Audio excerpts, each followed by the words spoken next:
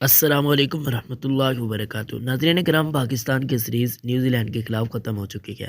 اب سوال اٹھتا ہے کہ پاکستان کی جو پوسٹ پین سیریز تھی ویسٹ انڈیز کے ساتھ، وہ کیا ہونے جا رہی ہے، اسکیجول کب تک آنے جا رہا ہے، کیا سٹیریو بننے جا رہا ہے، ہوگی سیریز یا پھر نہیں؟ تو ساری ڈیٹیل میں آپ کو دینے جا رہا ہوں، اس ویڈیو کو آخر تک ضرور ملاحظہ کیجیے گا۔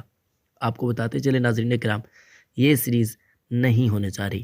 پہلے اس سیریز کو اسی مہینے یعنی کہ جنوری کے اندر لیکن اب اطلاعات کے مطابق یہ سیریز نہیں ہونے جا رہی، کیونکہ گزشتہ چیئرمین رمیز راجہ صاحب نے ویسٹ انڈیز کرکٹ بورڈ کے ساتھ بات چیت کر کے اس سیریز کو سال 2024 کے اندر تک پوسٹ پین کر دیا گیا تھا۔ یعنی کہ یہ سیریز اب اس سال نہیں ہونے جا رہی بلکہ اگلے سال ہوگی، اور 3 T20 میچز ہوں گے۔